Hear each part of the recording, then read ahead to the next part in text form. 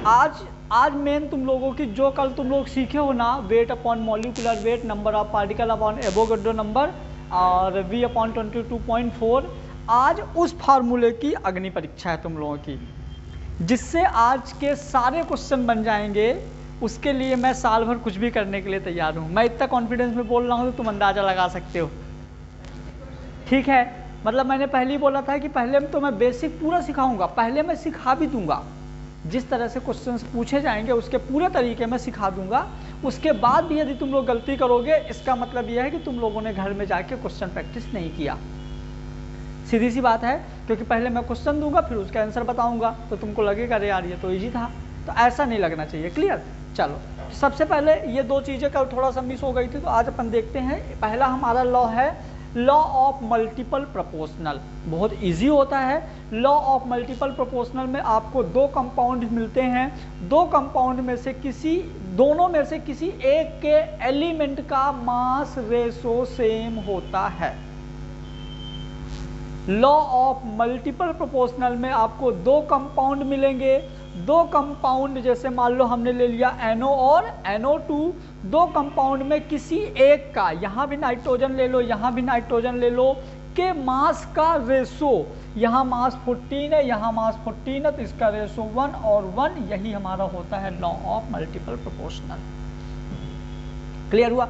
आप दूसरा ले लो, आपको ये नहीं लेना, तो हमने ले लिया N2O2 और ले लिया N2O5। N2O5 में यहाँ पे हमने नाइट्रोजन ले लिया तो 28, नाइट्रोजन ले लिया तो 28, 2:2। समझ में आ गया लॉ ऑफ मल्टीपल प्रोपोर्शनल? तो लॉ ऑफ मल्टीपल प्रोपोर्शनल क्या होता है, फिर से एक बार बताओ। लॉ ऑफ मल्टीपल प्रोपोर्शनल में किसी दो कंपाउंड के एक एक एटम का मास का रेशो सेम होता है।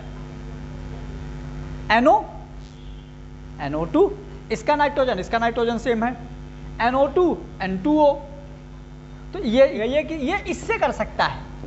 हाँ, क्योंकि 2:2 नहीं, ये कर लेगा ना, ये और ये कर लेगा, N2 कर लेंगे। ठीक है, तो इस तरह से जो हमारा लॉ होगा वो क्या होगा, law of multiple proportional. Next क्या था, fourth number, law of reciprocal properties. देखो इसमें इसको भी सुनो क्या होता है, लॉ ऑफ रेसिप्रोकल प्रॉपर्टी, इसको हम हिंदी में बोलेंगे व्युत्क्रम।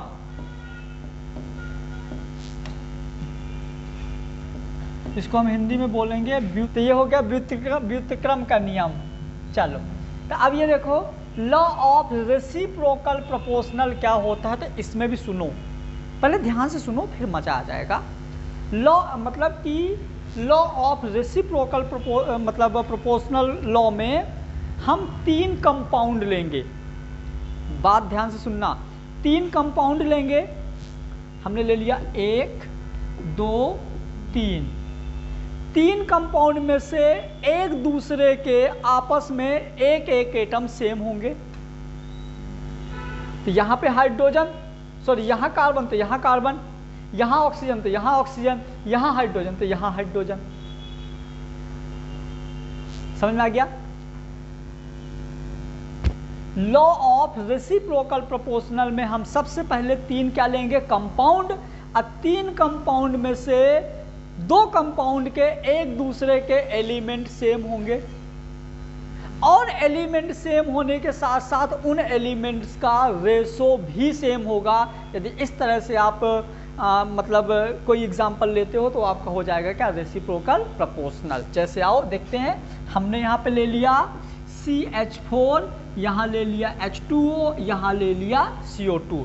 इस लॉ में पहला आपका क्या होगा, 3 कंपाउंड होंगे, दूसरा क्या होगा 3 एटम होगा, और तीसरा क्या होगा ट्राइंगल का फॉर्मेशन होगा, और चौथा क्या होगा Ni2 का रेशो सेम होना चाहिए, किसी दो का रेशो सेम होना चाहिए। आ जाइए अब देखो, कार्बन समझना ध्यान से, इधर कार्बन का मॉलिक्यूलर मास है 12, हाइड्रोजन का मॉलिक्यूलर मास है 4, हाइड्रोजन का यहाँ पे 2, यहाँ पे ऑक्सीजन का 16, ऑक्सीजन 16 होगा ना, यहाँ पे कार्बन का कितना है 12 और ऑक्सीजन का कितना हो जाएगा, O2 है तो 32। आओ काटते हैं, तो काटो इसको, देखो 4 तिहाई 12 मतलब 3:1। इसको काटो तो 4 तिहाई 12 और 4 8 32। इसको काटो तो 2 1 2, 2 8 16। तो देखिए यहाँ पे ये 3 इस 3 से मैच कर रहा है कि नहीं, ये 8 इस 8 से मैच कर रहा है कि नहीं, और आपका ये 1 इस 1 से मैच कर रहा है। समझ गया? तो रेसिप्रोकल प्रोपोर्शनल लॉ में हम 3 कंपाउंड लेंगे, 3 कंपाउंड में से किसी 2 कंपाउंड के जो एटम्स हैं उन एटम्स के मास का रेशो सेम होगा और एक ट्राइंगल फॉर्मेशन होगा। तो इस तरह के लॉ को हम क्या बोलेंगे, लॉ ऑफ रेसिप्रोकल प्रोपोर्शनल। कर दूं, हटा दूं? हाँ, नोट कर लो, आराम से नोट कर लो।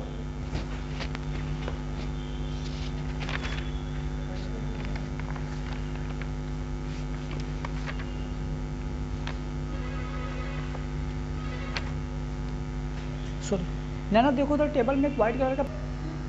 चलो, लॉ ऑफ रेसिप्रोकल प्रोपोर्शनल के बाद अब आ जाइए इधर। अब हम समझेंगे कुछ GKP, हम कुछ समझेंगे GKP गोल्डन की पॉइंट्स। यहीं से तुम्हारे न्यूमेरिकल गलत होंगे और यहीं से सही होंगे, हैं? नहीं दिख रहा? ज़्यादा ऊपर लिख दिया।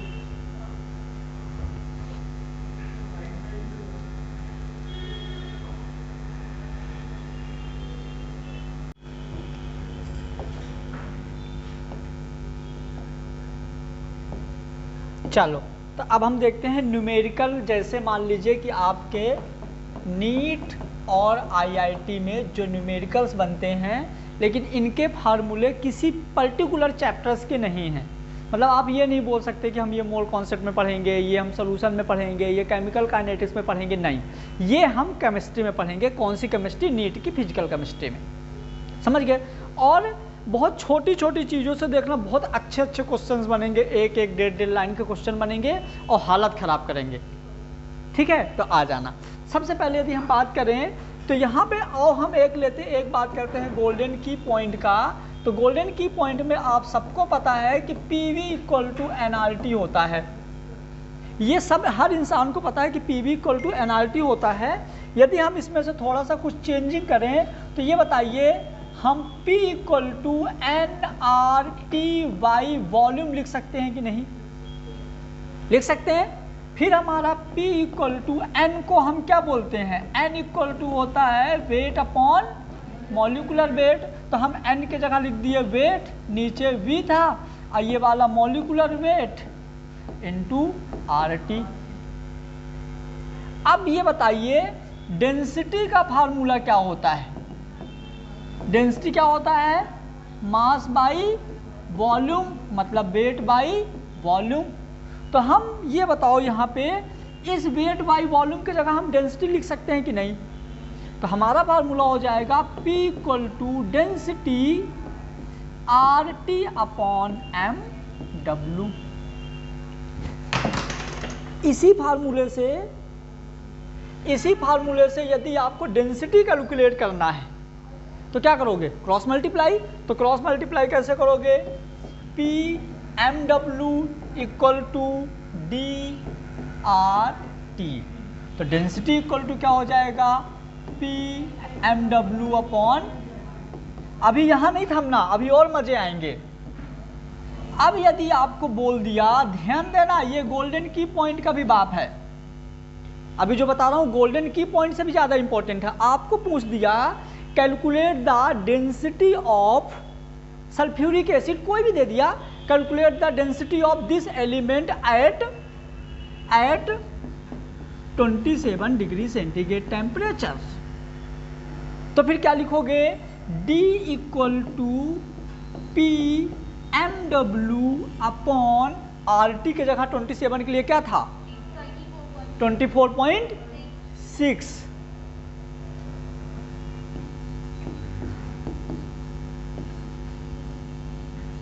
यहां से डायरेक्ट आ जाएगा।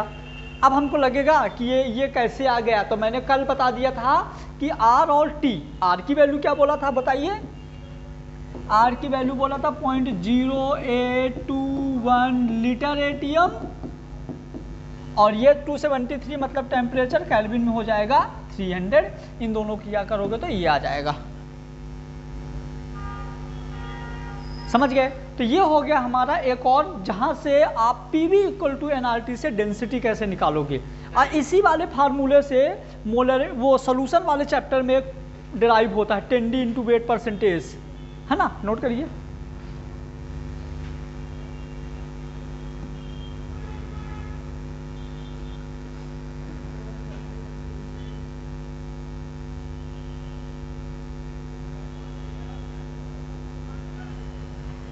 लिख दिया। अब सुनो, जब हम यहाँ पे स्टैंडर्ड लेते हैं STP, तो हम STP में प्रेशर इक्वल टू भी 1 ATM लेते हैं। जब ये सारी चीज़ें मतलब होती है ना, तो प्रेशर इक्वल टू 1 ATM लेते हैं, और 1 ATM में जब आप प्रेशर यहाँ पे 1 ATM लिख दोगे तो डेंसिटी इक्वल टू हो जाएगा mW/24.6। आ रहा क्या है, नीचे लिख रहा है? मैं तो अभी, मेरे को टाइम लगेगा, आप बता दीजिए। मैं तो 7:30 तक चलेगी। हाँ हाँ, ऐसा कर लेंगे।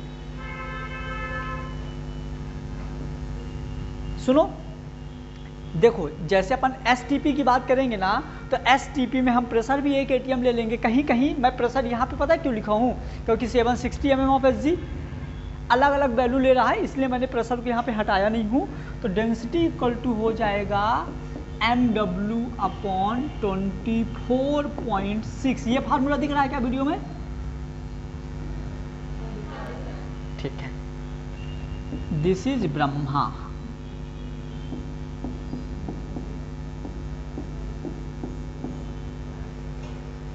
हो गया नोट? मतलब कि यदि अपन डेंसिटी की बात करेंगे तो डेंसिटी का आपका फार्मूला हो जाएगा, जो नोट मिस हो जाएगा बाद में नोट कर लेना वीडियो से, कोई दिक्कत नहीं है। डेंसिटी इक्वल टू हो जाएगा mW/24.6 eight 27 degree centigrade temperature. एक और आपको डेंसिटी का फार्मूला मिलेगा, density equal to mW/22.4 eight 25, सही बोल रहा हूँ क्या, डिग्री सेंटीग्रेड टेम्परेचर। नंदिनी, कल ही तो बताया था। ठीक है,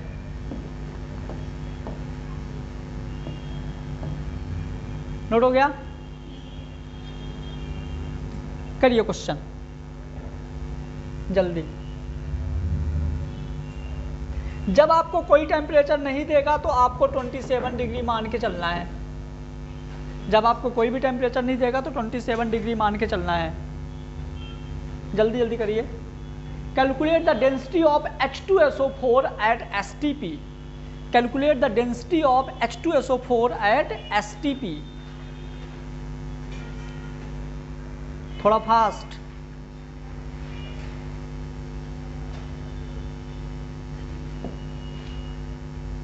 calculate the density of H2SO4 at STP। STP मतलब समझ गए, स्टैंडर्ड टेम्परेचर एंड प्रेशर। मतलब STP में हमारा RT की वैल्यू वही हो जाएगी 24 पॉइंट। तो अभी देखो डेंसिटी का फार्मूला क्या बोले, तो मैंने बोला density equal to MW divide by 24.6। ठीक है, अब इधर देखो हमारा डेंसिटी, अब इसका मॉलिक्यूलर मास कितना होता है H2SO4 का, 98। Very good. तो 98 डिवाइड बाई 24.6 कर दो, फटाफट काट दो। 25 चौको 100, थोड़ा कम, 3.9 के समथिंग या 3.88, एक ही बात है। 3.88 ग्राम पर ml या kg पर लीटर बात एक ही, 1000 इंटू हो जाएगा, या इसी को kg पर लीटर। ठीक है, नेक्स्ट क्वेश्चन फटाफट, ये मैंने बता दिया, ये आप लोग करिए। Calculate the density of glucose. Glucose का फार्मूला क्या होता है? C6H12O6। इसका मॉलिक्यूलर मास कितना होता है, याद है किसी को? 180। करिए फटाफट।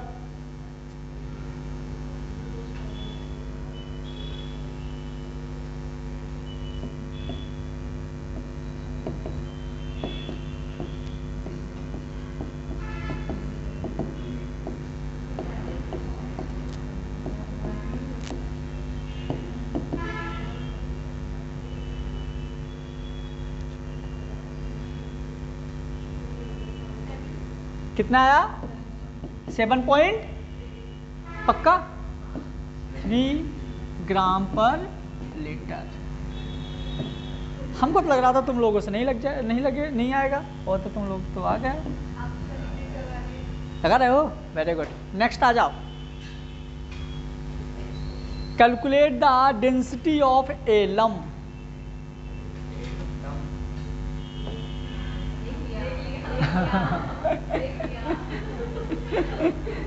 करो फटाफट। Calculate the density of a lump. फिटकिरी की डेंसिटी कैलकुलेट करना है, मजा आएगा देखना। कभी किसी का भी वो दे दे डेंसिटी, हम कैलकुलेट कर लेंगे। Calculate the density of a lump.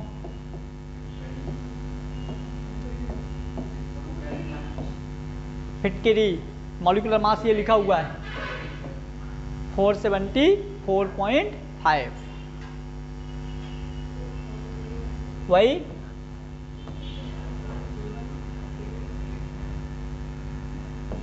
Density equal to molecular mass divide by 24.6, तो डेंसिटी इक्वल टू 474.5 अपॉन 24.6 कितना है बेटा?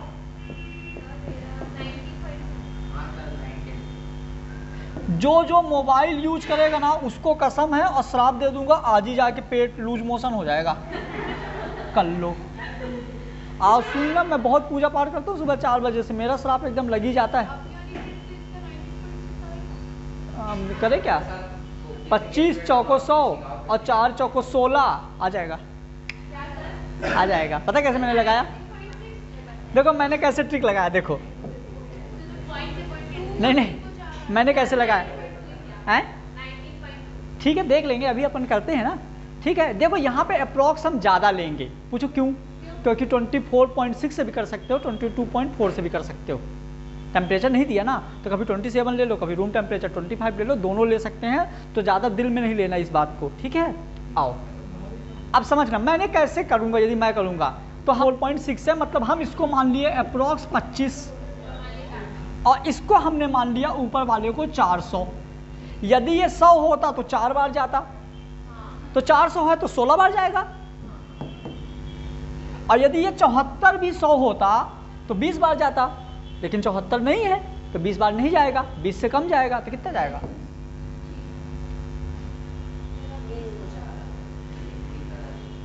तो वो पहाड़ा वाला फिर किया करो ना, ये वाला।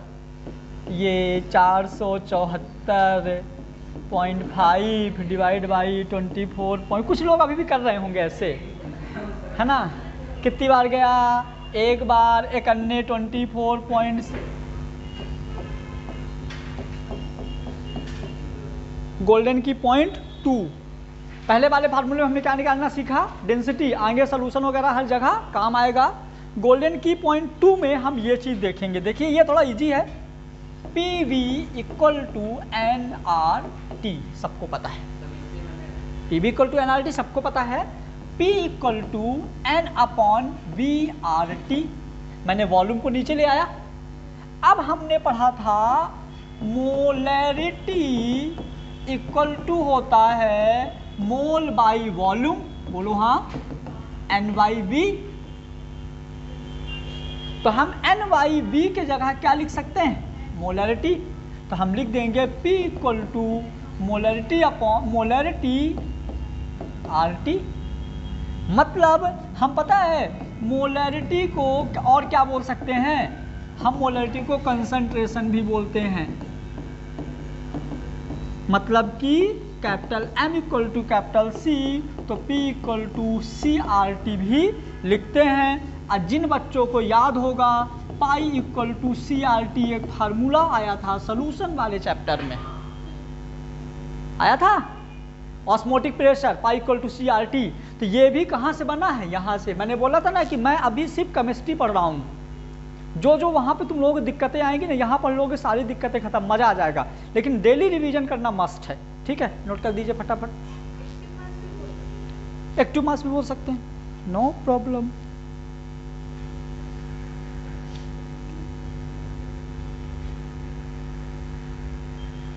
नोट हो गया।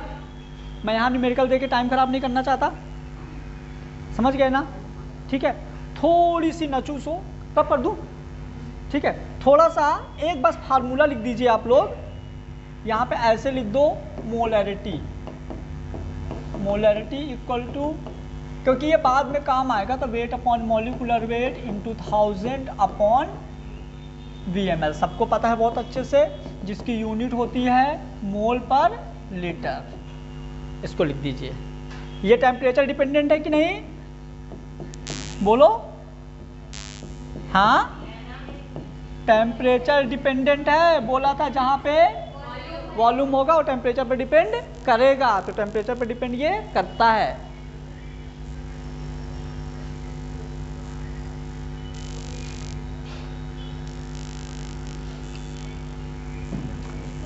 हो गया बेटा, पक्का हो गया, ठीक है।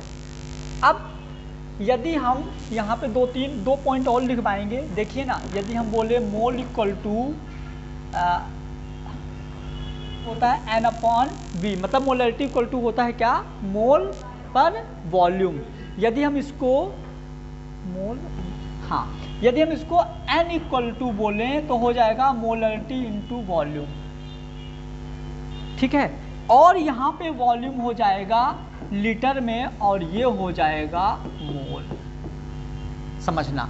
लेकिन कभी कभी पहले ही स्टार लगा दो, कभी कभी पता है क्या बोलता है, मिली मोल, तो इसको भी आप N से ही रिप्रेजेंट करोगे, ये मोलरिटी इक्वल टू हो जाएगा VmL। मोल की बात करेगा तो लीटर लोगे, मिली मोल की बात करेगा तो क्या लोगे आप, ml। याद रखिएगा दोनों चीजें, इसको भी नोट कर दो।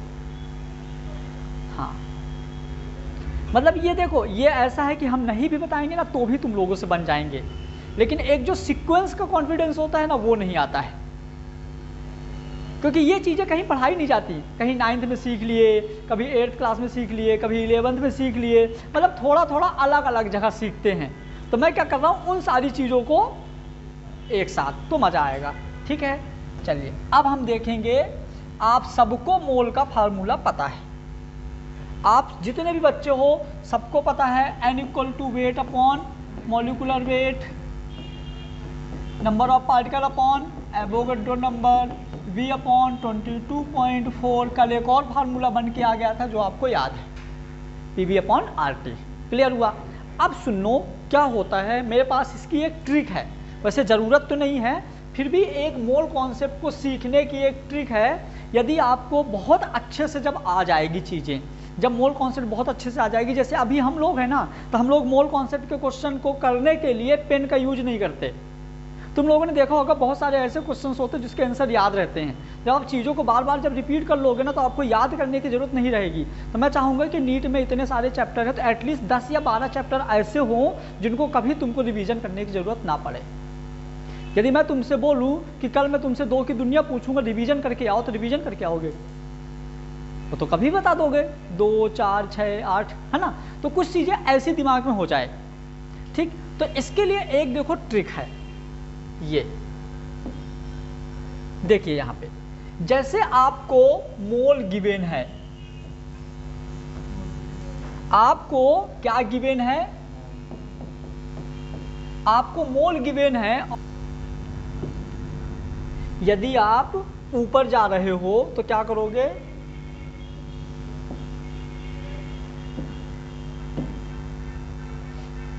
देखो समझो,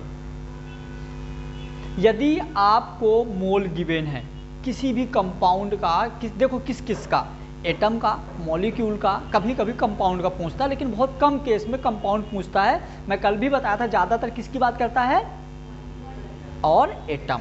ठीक है, तो यदि आपको किसी का मोल दिया है, जैसे मान लो दिया है 3 मोल ऑक्सीजन, यदि आपको किसी का मोल दिया है, आपसे क्या पूछा है, उसका वेट पूछा है। क्या पूछा है, वेट पूछा है। तो आपको मोल दिया है, वेट पूछा है, मतलब आप नीचे आ रहे हो, तो आप करोगे इनटू। किससे इनटू करोगे, यदि एटम है तो एटॉमिक वेट से, और मॉलिक्यूल है तो मॉलिक्यूलर वेट से। मजा आया, याद रख लो। यदि आपको मोल दिया है, वेट पूछ रहा है, मोल दिया है, वेट पूछ रहा है, तो आप क्या करोगे, ऊपर से नीचे आ रहे हो तो क्या करोगे, इनटू। आपको यदि ग्राम दिया है, आपको यदि ग्राम दिया है, मोल पूछ रहा है, तो आप डिवाइड करोगे, मतलब नीचे से ऊपर जा रहे हो तो क्या करोगे, डिवाइड किससे, एटॉमिक मॉलिक्यूलर वेट या एटॉमिक वेट से। समझ गए। जैसे आपको दे दिया 32 ग्राम ऑक्सीजन, कैलकुलेट मोल, तो आपको ग्राम से मोल में जाना है, तो आप क्या करोगे, 32 में डिवाइड करोगे। समझ गए, इजी। अब देखो सेकंड हम देखते हैं। यदि आपको मोल गिवन है, नंबर ऑफ पार्टिकल कैलकुलेट करना है, तो आप Na से इनटू करोगे। मजा आएगा, दिमाग लगाना। यदि आपको मोल गिवन है, नंबर ऑफ पार्टिकल कैलकुलेट करना है, तो Na से इनटू करोगे। नंबर ऑफ पार्टिकल गिवन है, मोल कैलकुलेट करना है, तो Na से डिवाइड करोगे। फार्मूला याद करने की जरूरत ही नहीं है। आपको मतलब आपको मोल गिवन है, वॉल्यूम कैलकुलेट करना है, आपको मोल गिवन है, वॉल्यूम कैलकुलेट करना है, तो 22.4 से क्या करोगे, इनटू। आपको वॉल्यूम गिवन है, मोल कैलकुलेट करना है, तो क्या करोगे, 22.4 से डिवाइड। इजी है। ऊपर से नीचे आना है तो क्या करना है, इनटू करना है, नीचे से ऊपर जाना है तो क्या करना है, हटा दूं, आता है, अभी उसमें नोट कर लेना आराम से, फिर टाइम हो जाएगा ना।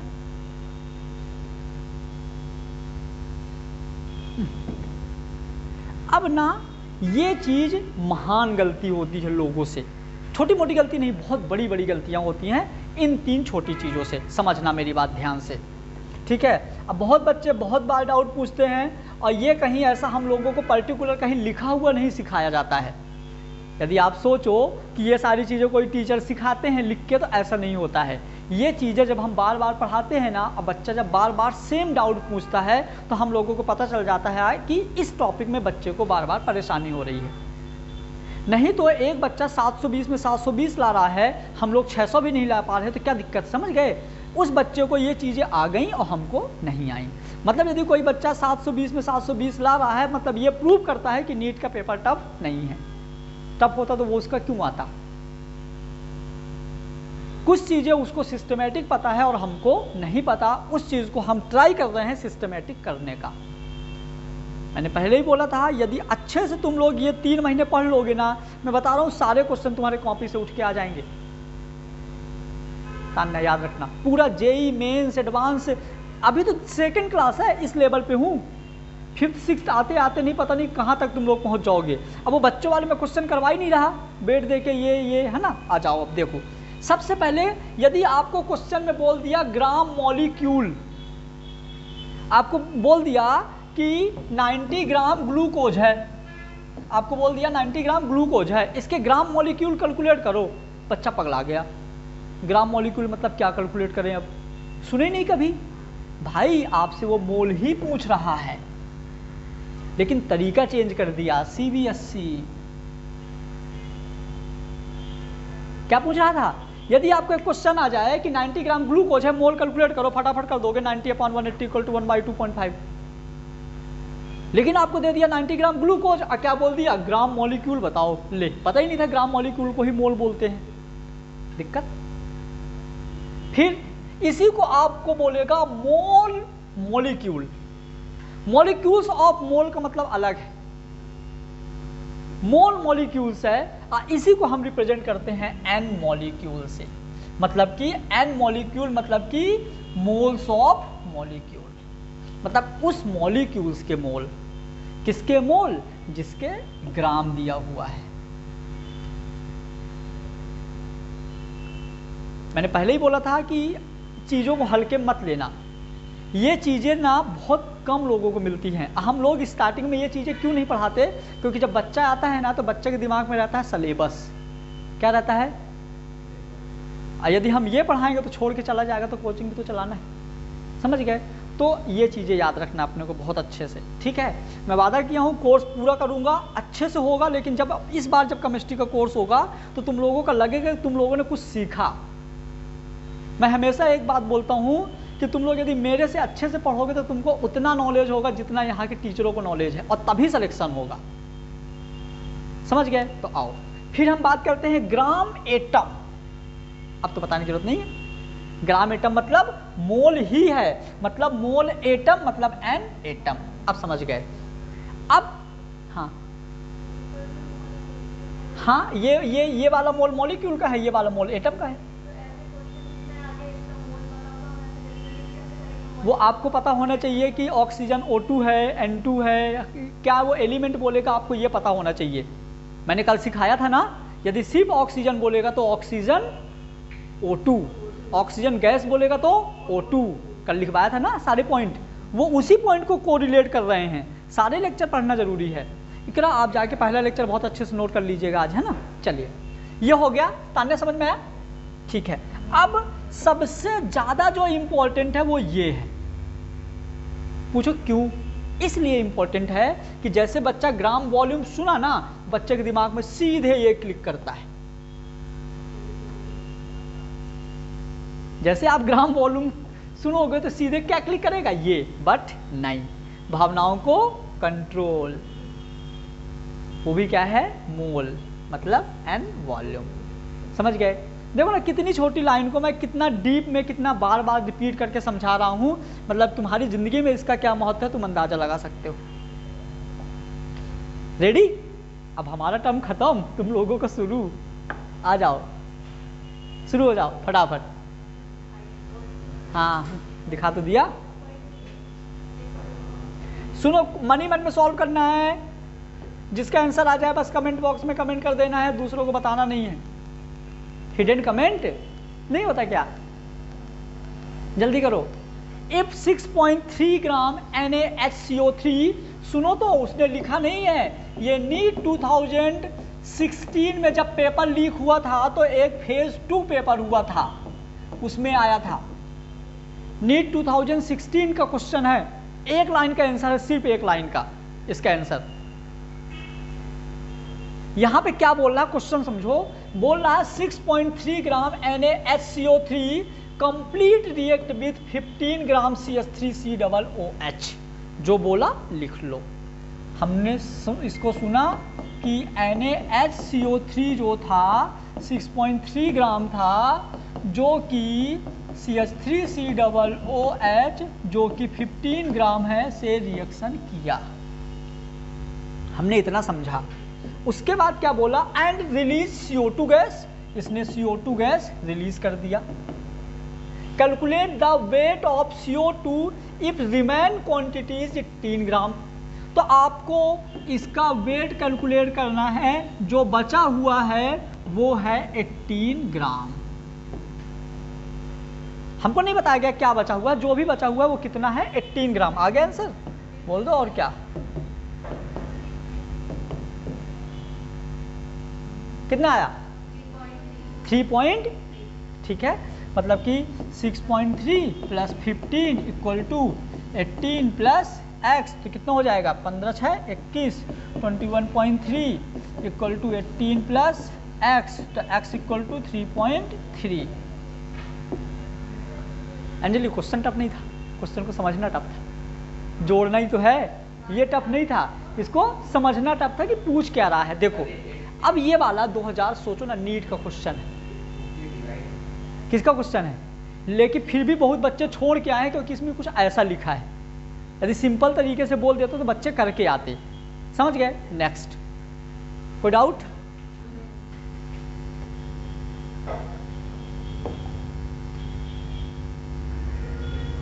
दस सेकंड में देखो, अभी मैं हटा के पूछूंगा किसी का भी। हाँ, मैं क्यों हटूं? रुक जाओ,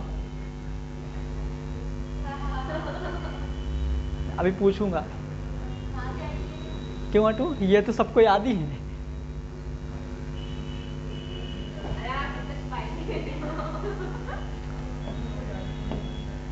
phosphorus 31, sulphur 32, potassium 39, calcium 40, chromium 52, manganese 55, iron 56, copper, zinc. याद रखना नंदिनी, बहुत गलत करते हो दोनों, कॉपर और जिंक। 63.5 और 65, 80, 108, 127, 137, 197 और मतलब तुम लोगों को नीट में या आईआईटी में कभी कोई क्वेश्चन है जो कभी कभी आ जाता है। वैसे तो ज़्यादातर चांस आपको मॉलिक्यूलर मास देता है। मान लो यदि कभी ना दिया तो याद रखना ये चीज़ें। पूरे मैं 108 में 2-4 लेके आया हूँ तो इम्पोर्टेंट होंगे, है ना। तो इनको अच्छे से नोट कर लेना है, अच्छे से याद कर लेना है। ठीक है, अब आ जाओ, पूछूं? हैं? चलो बताओ। आशी, तुम बताओ कॉपर का। लो देखो, जिसको आ गया वो नीचे सर किए रहो, जिसको नहीं आ रहा वो इधर देखो। आओ देखो अश्विनी, हम यहाँ पे क्या करेंगे, इसलिए नहीं रुक रहा कि फिर टाइम हो जाएगा ना। एक एलिमेंट ए है, एक एलिमेंट बी है, जो कि एक कंपाउंड बना रहा है A2B3 और एक कंपाउंड बना रहा है AB2। मतलब एक कंपाउंड बनेगा A2B3 और एक कंपाउंड बनेगा AB2। ठीक है, यहाँ पे आपको A2B3, सुनो, A2B3 का आपको यहाँ पे वेट दिया है 15.9 ग्राम, ये दिया है वेट, और मोल दिया है 0.15। ठीक है, यहाँ पे AB2 का वेट दिया है 9.3 और मोल दिया है 0.15। क्लियर हुआ? तो चलो अब मेरे को बताओ मोल का फार्मूला क्या होता है। मोल का फार्मूला, वेरी गुड। तो वेट दिया है, मोल कितना दिया है, N = होता है वेट अपॉन मॉलिक्यूलर वेट। तो मोल कितना दिया है 0.15, वेट कितना दिया है 15.9। अब मॉलिक्यूलर वेट कितना लेंगे, तो A का मान लो X, अब B का मान लो Y। तो A2 है ना, तो 2X + 3Y। हाँ, A2 देखो AX है ना, तो हम X को क्या मान लिए, 2 है यहाँ, तो 2X। अब BY है तो हमने इसको मान लिया 3Y। ना AB करके नहीं लिख सकते डायरेक्ट। हाँ, अब यहाँ पे देखो क्या करेंगे, सुनो ना, अपन ऐसा कर लो क्रॉस मल्टीप्लाई। तो 2X + 3Y = 15.9 डिवाइड बाई 0.15। ठीक है, और इसको भी और आगे सॉल्व करो। नीचे आएगा क्या लिखूंगा तो 60 मेरे को याद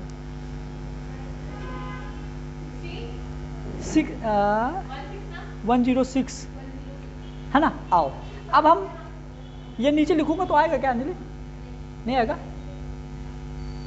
यहाँ तक आ रहा है?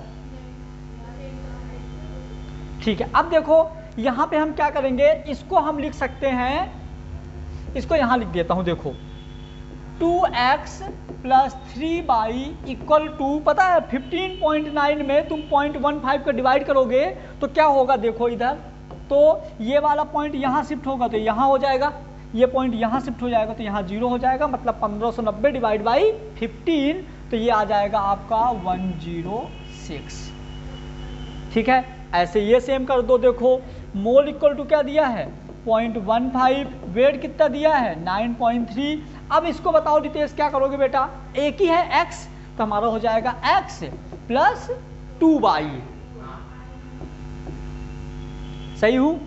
इसको इधर ले जाओ, इसको इधर ले जाओ, तो x plus 2y equal to 9.3 upon 0.15। तो इसको तुम सॉल्व करोगे तो क्या आ जाएगा पता है? x plus 2y equal to 62। अब दोनों सॉल्व कर दो। तो कैसे करोगे देखो, यहाँ पे आपको पता है हम सेम नंबर से इनटू या डिवाइड कर दें ऐसा कि कुछ ये कट जाए, तो बताओ क्या करें? पहले नीचे वाले में हम 2 का इंटू कर देते हैं तो सब में 2 का इंटू हो जाएगा, तो इंटू 2 करेंगे तो ये हो जाएगा 2x plus 4y equal to 124। अब ये 2x से 2x कैंसिल, ठीक है। अब 3y से y जाएगा तो y बचेगा, 4y में y जाएगा तो y, और 124 में 106 जाएगा तो 18। कितना बचेगा? 18। तो y इक्वल टू आ गया हमारा 18, है ना। मतलब y इक्वल टू 18 आ गया, मतलब B का मॉलिक्यूलर मास कितना आ गया? 18। बातें नहीं आशी, बातें नहीं। फिर अब हमको आपका y आ गया, x निकालना है तो रख दो यहाँ पे x प्लस 2y, मतलब x प्लस 2 इंटू बाई की जगह 18 इक्वल टू 62, तो हो जाएगा x प्लस 36 इक्वल टू 62। तो उधर जाएगा तो माइनस का हो जाएगा, तो x 62 में ये माइनस करोगे तो 24 आ जाएगा शायद, 26। तो ये हो गया हमारा 26 किसका? A का। ये हो गया हमारा A का मास।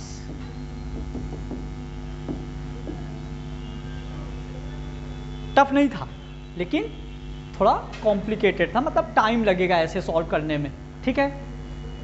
अब जैसे ये हो गया ना, एक बार हो गया ना, मैंने करवा दिया। इस तरह से यदि अब तुम दोबारा क्वेश्चन यदि कोई आए तो तुमसे बन जाना चाहिए। पहली बार नहीं बना कोई दिक्कत नहीं, लेकिन सेम क्वेश्चन जब देगा तो पता क्या चेंज करेगा? देखो यहाँ पे बस डाटा चेंज करेगा, इसके अलावा इसकी हिम्मत ही नहीं है कुछ करने की। और एक बार नीट में आ चुका था, दोबारा आ भी सकता है। और सिर्फ क्या चेंज करेगा? डाटा।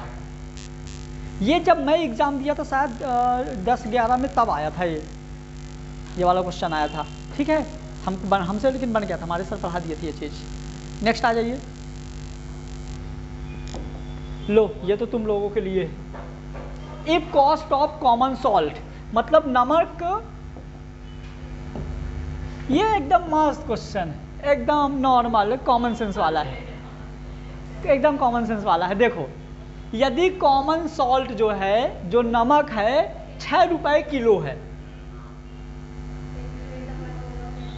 यदि नमक 6 रुपए किलो है तो calculate the cost of 1 mole NaCl। Common salt मतलब NaCl ही है।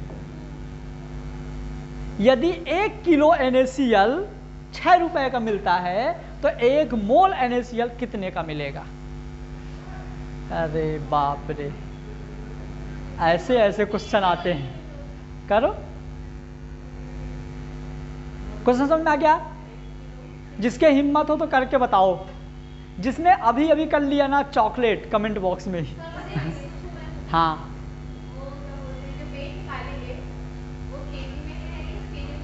जैसा क्वेश्चन है वो तुम वहां मैं थोड़ी रहूंगा बताने के लिए। क्वेश्चन सबको समझ में आ गया?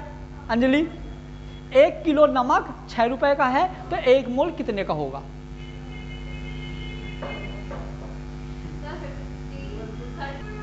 आओ देखते हैं। देखिए 1 किलो मतलब कि 1 किलो नमक 6 रुपए का है, समझना। 1 किलो नमक 6 रुपए का है, इसका मतलब है कि 1000 ग्राम जो NaCl है, नमक है, वो 6 रुपए का है। हाँ तो 1 किलो मतलब ग्राम बराबर ही तो है, तो 1 ग्राम कितने का आएगा? 6/1000। तो 1 ग्राम आएगा, उई अम्मा, तो 1 ग्राम आएगा, तो 1 ग्राम आएगा 6/1000, ठीक है। तो 1 मोल मतलब 6/1000 इंटू 58.5, क्योंकि NaCl का मॉलिक्यूलर मास होता है 58.5। NaCl निकाल के पहले बताए थे, कर दो इंटू जल्दी से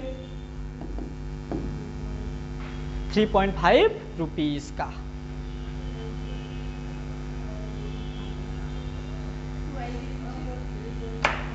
अरे यार ये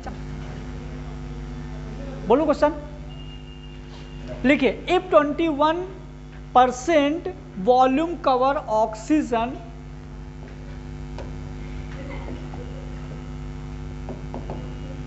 if 21% volume cover oxygen in total volume,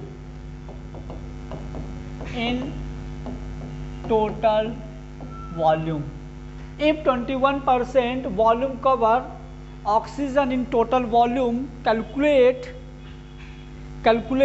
the mole of oxygen, calculate the mole of oxygen in mixture।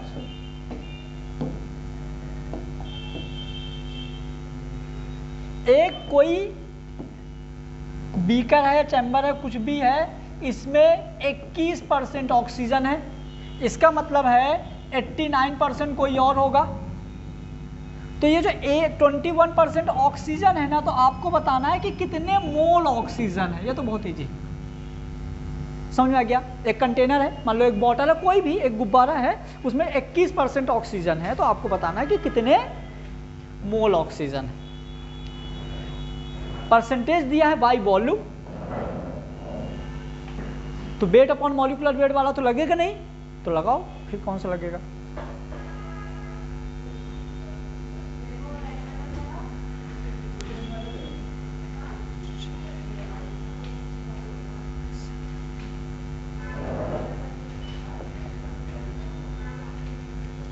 Mixer है H2O2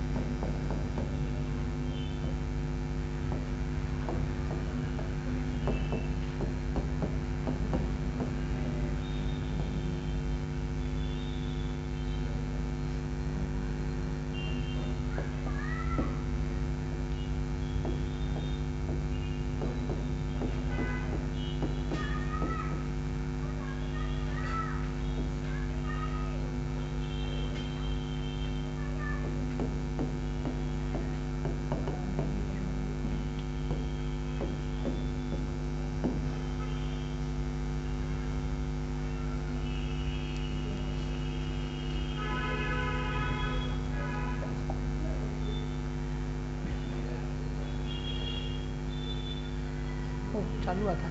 देखिए इधर क्वेश्चन हमारा क्या है कि if 20% volume cover the oxygen gas, total volume में 21% ऑक्सीजन कवर करता है, तो ऑक्सीजन के मोल कितने होंगे। तो हमको वॉल्यूम का एक फार्मूला पता है, शायद तुम लोगों को भी याद होगा, मैंने कभी बताया हूँ, Vn = V/22.4। पता है कि नहीं। वॉल्यूम कितना दिया है 21%, कितना दिया है, तो 21% तो 100 इंटू 22.4 सॉल्व करो।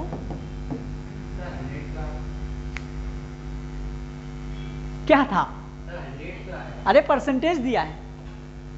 इसके लिए अरे सर बिना सेम किया 100 नहीं लगाए होगे, कर दो 21 अपॉन ये तो 0.09 हो गया। मैं क्या बोला था, सारे क्वेश्चन एक ही एक लाइन के हैं, लेकिन हाँ ये क्वेश्चन अब करके जब सीड करोगे ना तो बहुत मजा आएगा। एक चीज और बताओ, क्वेश्चन का सलूशन बताने के पहले क्वेश्चन टफ लगता है, लेकिन पता होने के बाद कितना इजी हो जाता है। सेम क्वेश्चन में यदि यहाँ पे नीचे लिख दूँ, तुमको 10 सेकंड लगेगा, आंसर आ जाएगा।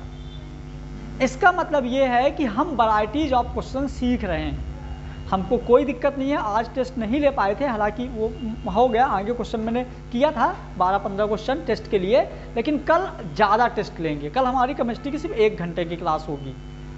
जैसे तिवारी सर जाएंगे एकदम करेंटली हमारी क्लासेस वो टेस्ट रहेगा आधे घंटे का, तो मोल कॉन्सेप्ट की सीट करके आना, तुमसे बहुत अच्छे अच्छे क्वेश्चंस बनेंगे, समझ गए? ठीक, तान्या सीट होने लगी है बॉन्ड वाली है, हाँ करना है एकदम फुल कॉन्फिडेंस में। क्लियर? अगला क्वेश्चन आ जाइए, ये आपके स्क्रीन पे। अब mixture have H2 and O2, पहले क्वेश्चन समझ लो। एक मिक्सचर है, इस मिक्सचर में H2 और O2 गैस है,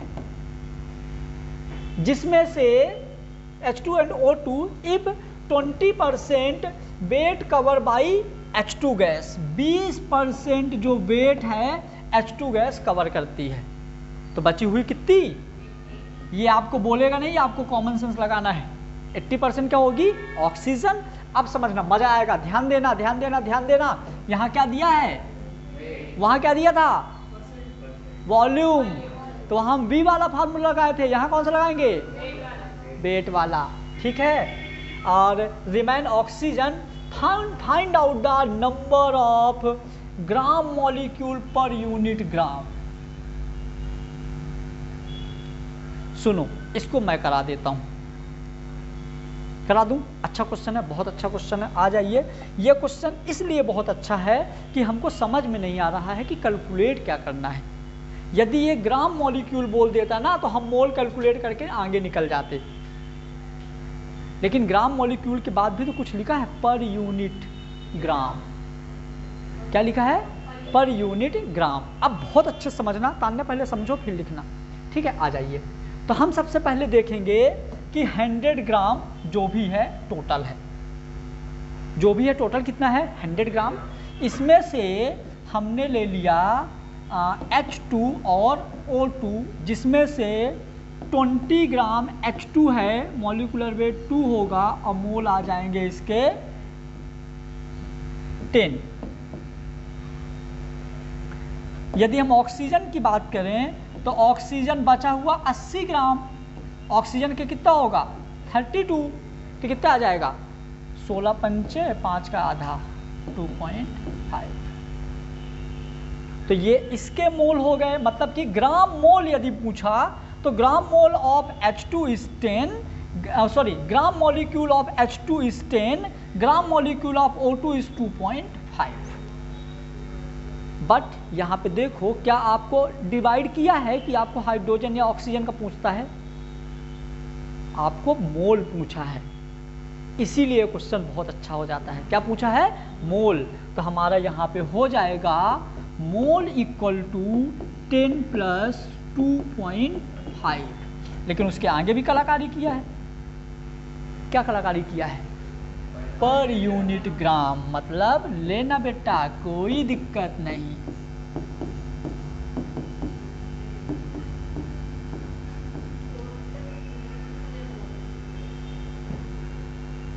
शब्द को समझ लोगे तो क्वेश्चन कभी गलत हो ही नहीं सकता। पर यूनिट मतलब क्या होता है, अपॉन 100, तो अपॉन 100 कर दिया, तो दोनों को जोड़ के ये आंसर।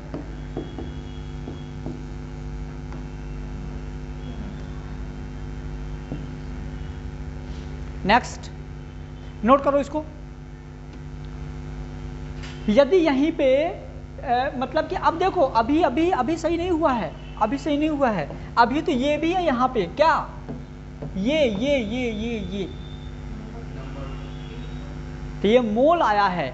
अब इसका क्या करेंगे, नंबर ऑफ पार्टिकल, तो मोल से नंबर ऑफ पार्टिकल करने के लिए क्या करते हैं, Na का इनटू, याद करो ट्रिक है ना, तो ये हो जाएगा हमारा number of particle equal to 0.125 into Na। चाहो तो Na की वैल्यू लिख दो, सॉल्व कर लो, आंसर आ जाएगा सेम।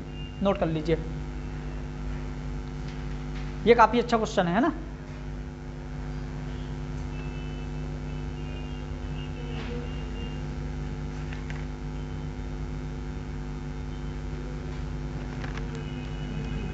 खुद से करो, भी समझ लिए हो तो तब तक आगे सॉल्व करो खुद से।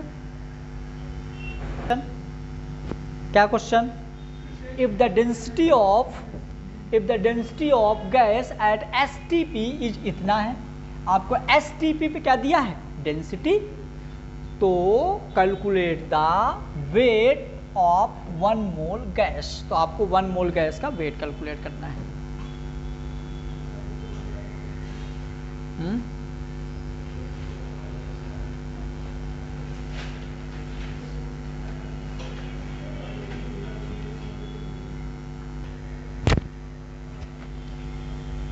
एक सेकेंड इधर देखो, मैंने क्या बोला?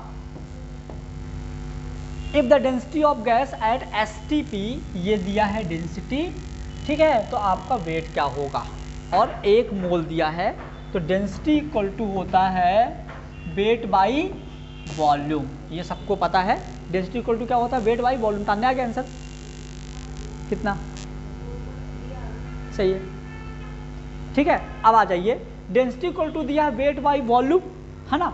हमको तो डेंसिटी की वैल्यू का वहाँ पे दिया है 0.1789। वेट हमको कैलकुलेट करना है, वॉल्यूम नहीं दिया। तो वॉल्यूम नहीं दिया, लेकिन आपको क्या दिया है? मोल। क्या दिया है? मोल। तो हमारा N इक्वल टू क्या होगा? V/22.4। आपको मोल कितना दिया है? 1।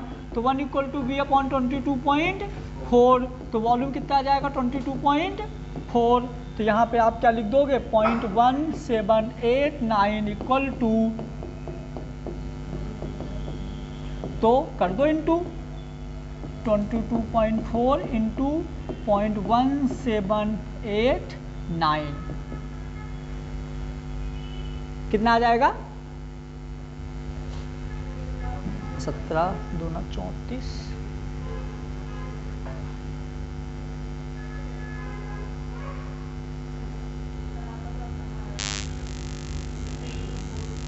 यहाँ पे आंसर आ जाएगा अपना 4.0028। मोबाइल से मार रहे हो 73। ठीक है, नेक्स्ट लास्ट क्वेश्चन केमिस्ट्री का, फटाफट जल्दी।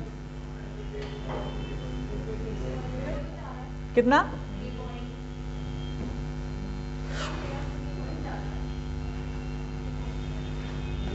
कैसे करोगे? देखो बहुत इजी है। क्या बोला है? इफ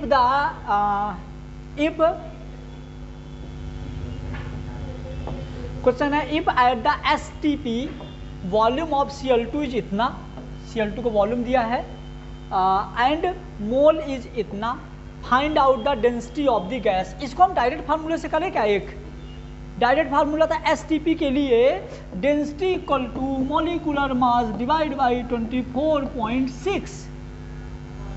एक था फार्मूला। तो density equal to molecular mass कितना होगा Cl2 का? जल्दी बोलो।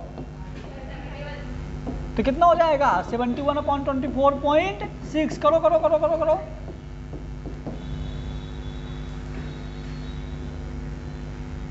ये क्या आ गया? मानना पड़ेगा, तुम लोग मेहनत तो बहुत करते हो।